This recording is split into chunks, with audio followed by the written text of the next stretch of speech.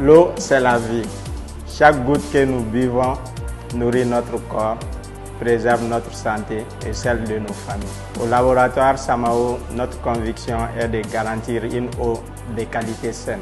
Derrière chaque test, il y a une promesse, garantir le bien-être et la santé de nos consommateurs. Et cette responsabilité, nous la prenons avec une grande fierté.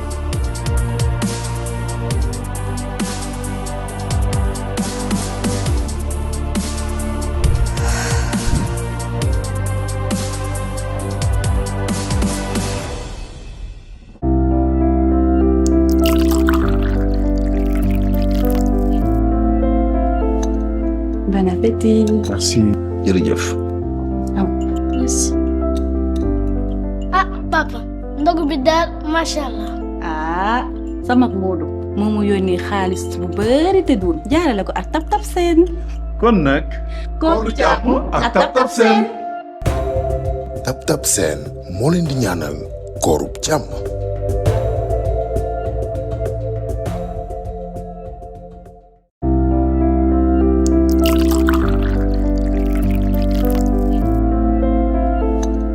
Bon appétit. Merci. Jërëjëf.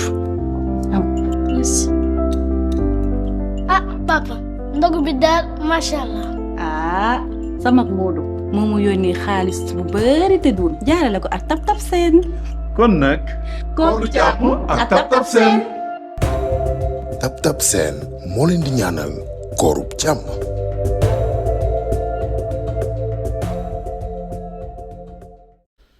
jërë ngeen jëf mbokku téléspectateurs yi mbokku internet yu Lutte TV nuyu nañ leen bu baax a baax di leen ziare ki ñu jàkkaar lool xam ngeen ko bu baax a baax muy Abdoul Aziz Aly Ndiaye ñu ñëw fii bureau fekk ko fi fas yéene waxtaan ak moom gannaaw ba Baye Ndiaye Albourakh Events di waajal combat royal bi mu war a am le 5 avril incha allahu rabbi mu mel nag am na loo xamante ni bees na ci ñun ñëpp ñu yeewoondoo ko muy benn signature convention boo xamante ni am na sànq ci diggante Baye Ndiaye Albourakh Events ak ñi nga xamante ni ñoom ñooy waa Canal Plus bu loolu moo waral combat le 5 avril bi incha allahu rabbi Canal moo koy diviser incha allah ci 48 pays yoo xamante ni moo ngi fii ci Afrique kon nag lambu am na beneen yoon boo xamante ni yéegaat na ko moom nag dafa nekk nit boo xamante ni dafa yàgg am ay vision loolu moo tax souvent buy wax ci lamb rek wala situation yi bu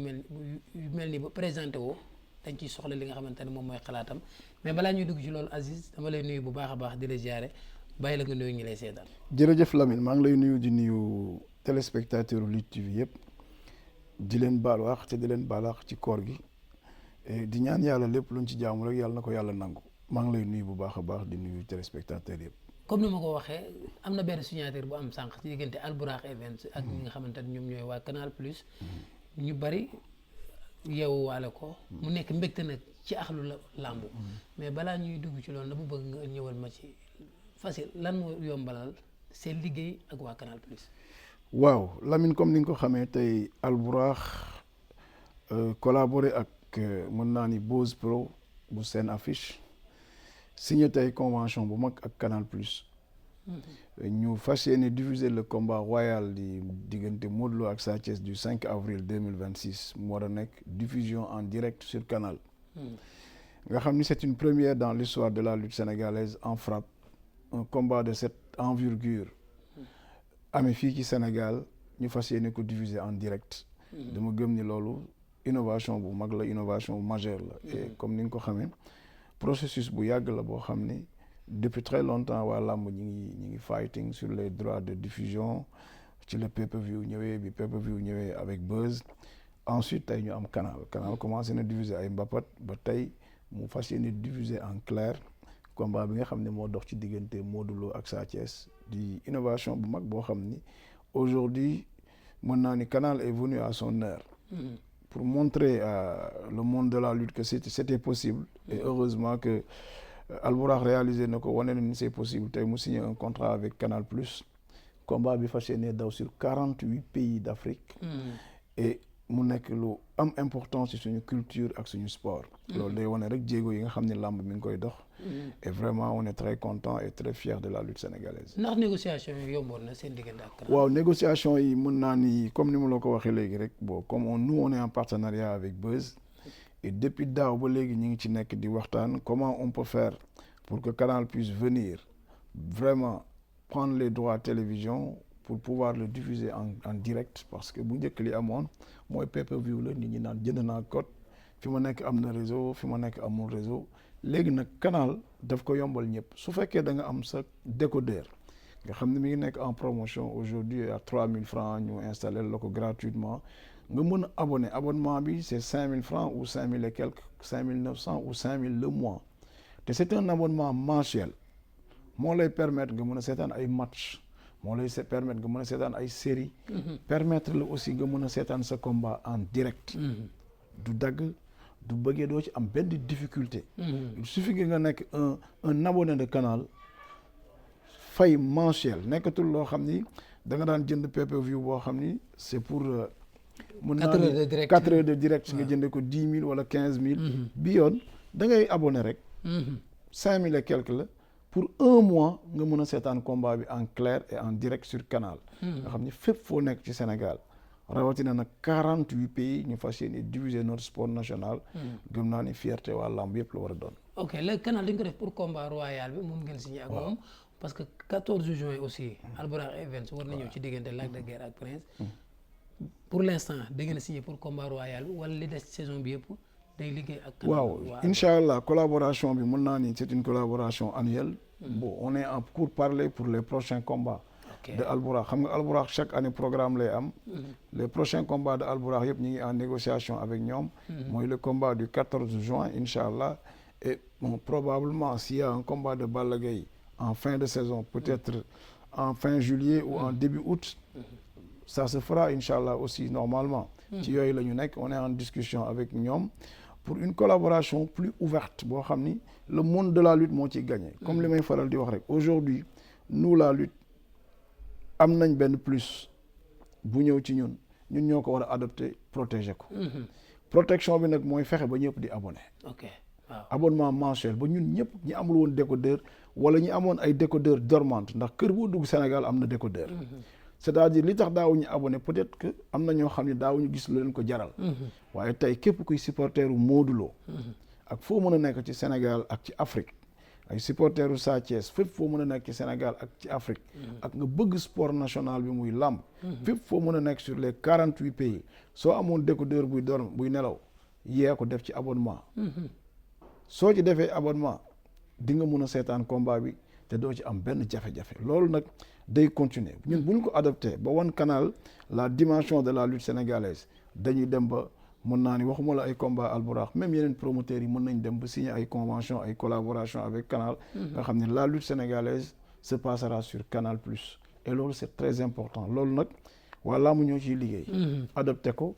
fexe nit ñi abonné fexe nit ñi am ay décodeur ndax li nga daan jëndee benn pass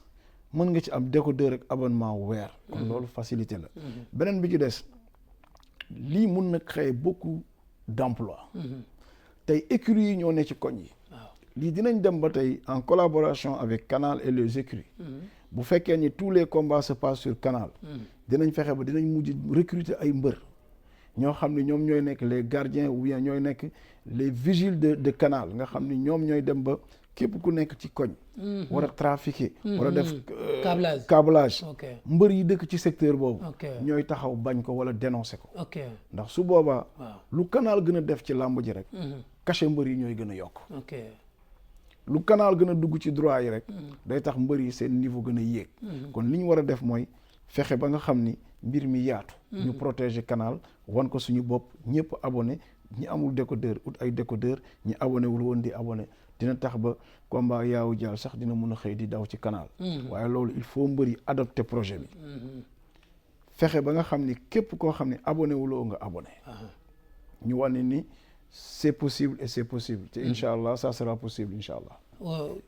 wax nañu waa Canal yàgg nañu bëgg dugg ci làmb damay dégg souvent Père Palla di wax ni bi ñu dem Bercy 2013 bien sûr dañ leen doon wax ni problème timing ngeen am bien sûr léegi loolu aussi nan lañ koy régler pour Canal gis nga gën a am courage des ci làmb yi gis nga collaboration bi tey mun naa la génneel ay mail ay échange de mail ci jamono ay directeurs yi fi nekkoon Saint-Bastien ay Duplanque ci jamono boobu c'était 2012 2013 man combat yi ma doon tëgg 2013 yëpp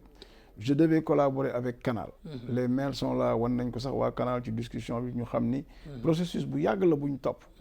mais boobu suñu blocage bi ñu doon am mooy problème mu timing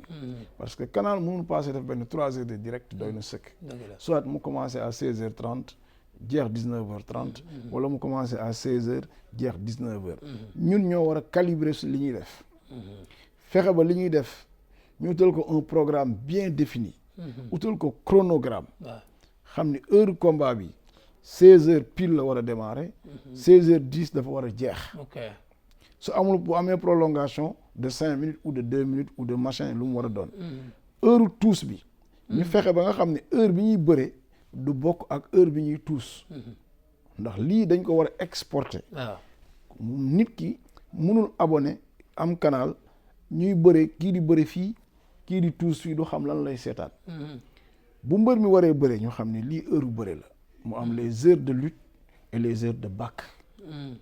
mu am heure tuus am heure bëre am heure folklore bi ñu war a def nga xam ne dañuy wane culture bi wane sport bi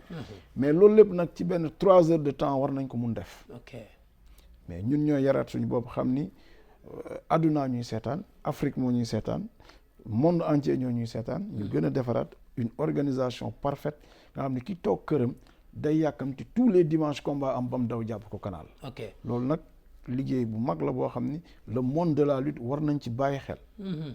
jour combat le 5 bi tam day am organisation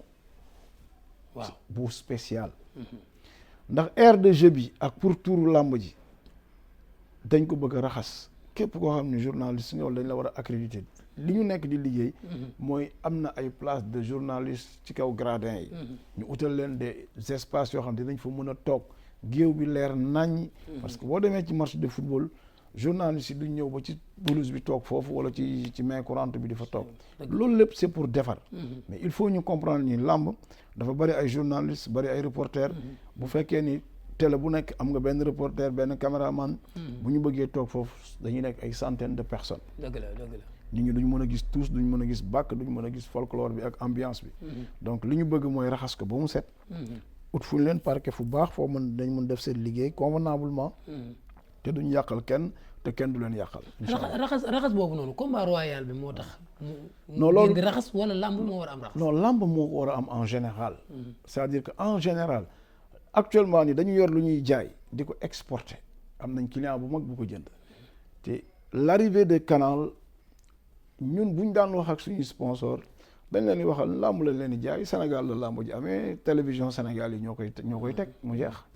mais aujourd'hui dafa nekk un plus 48 pays ñooy diffuser la lutte su 48 pays dee diffuser la lutte la négociation avec les sponsors dafay changer lii dugal xaalis ci làmb dafay changer di nga gis ay sponsors international nekk ci yeneen i dëkk mën ci dugg ne aujourd'hui kat la lutte sénégalaise est regardée dans 48 pays d'Afrique dama ciy dugal sama xaalis waaw aujourd'hui dinañ dem ba nga xam ni ay yeneen sponsors yu nekkul Sénégal dañuy intéressé wu par la lutte parce que ñun bu ñuy seetaan match yi da ngay gis yeneen sponsors yoo xam ne nekkuñu Sénégal ñoom ñooy nekk dans le pourtour ñooy brandé ñooy def lépp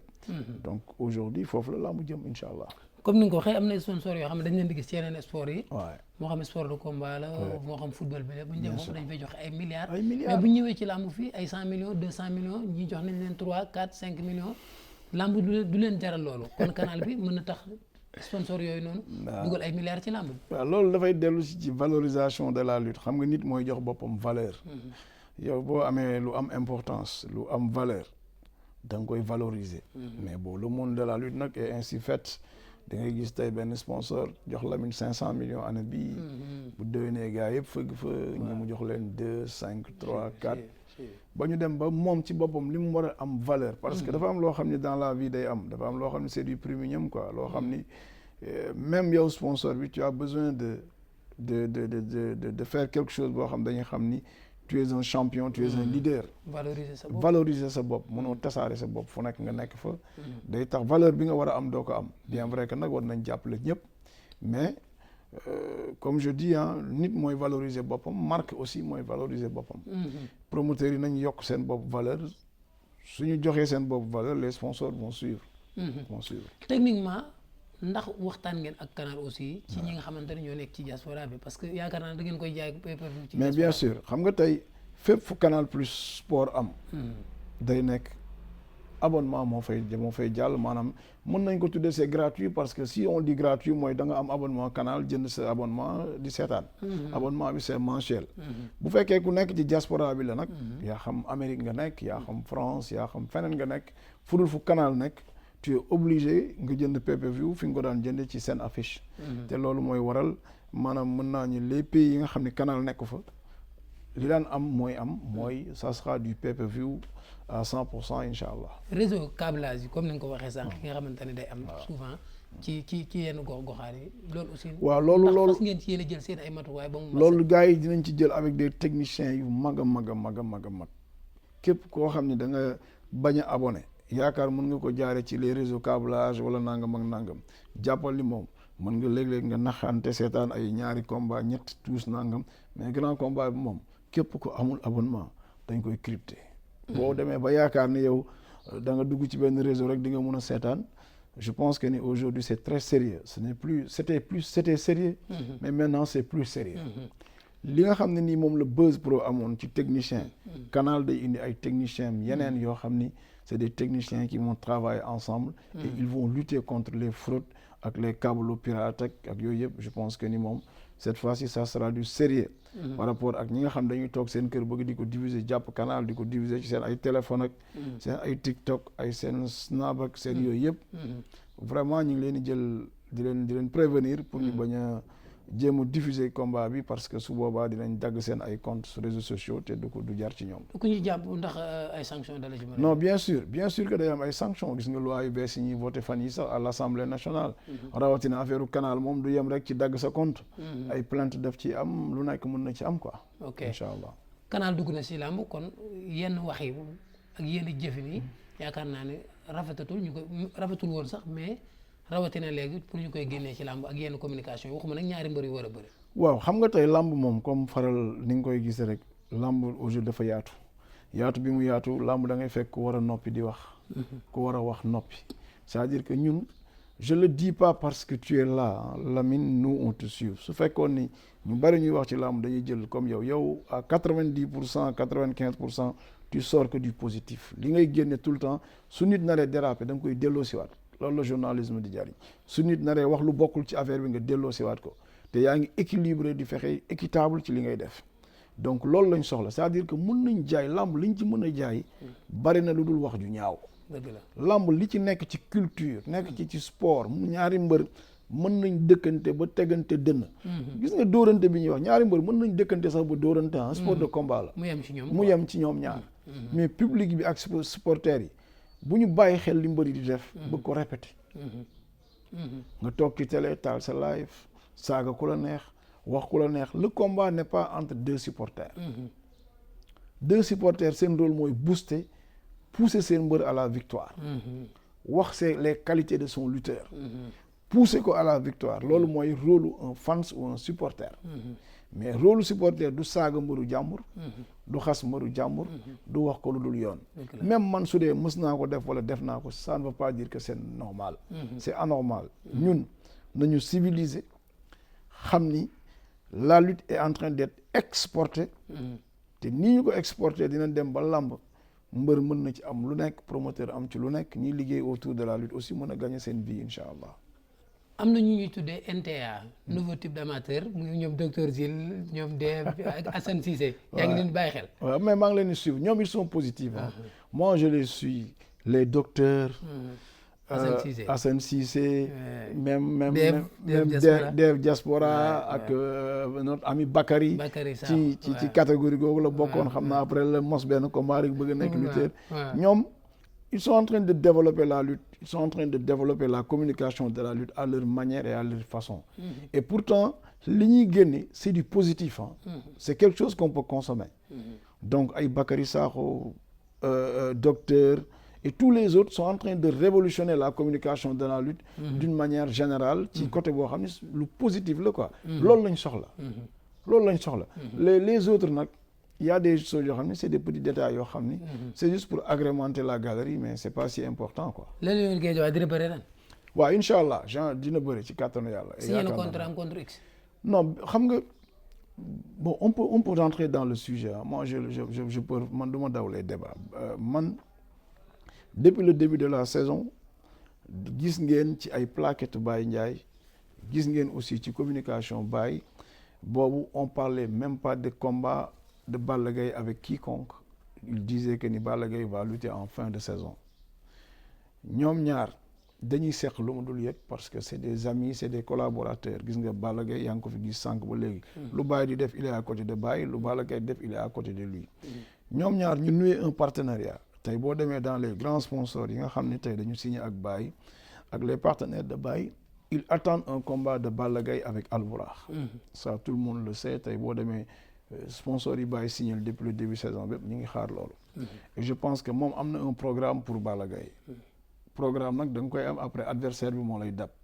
mais le plus important je pense que moom daf ko wax ni day bëreloo Balla Gaye en juillet léegi comme day bëreloo Balla Gaye en juillet y a un combat de Balla Gaye bu ñuy doon suscité ni war na mun a am et tout le temps moi je pense que ni war na mun a am et que du que ni amateurs yi bëgg nañ ko donc on a de l'espoir que ni ay combat Balla Gaye en fin de saison Albourakh je pense que booké na ko depuis le début de la saison li ci des rek. te yow la ci waxal en tant que agent. non man wax na ci ak mbër bi ah.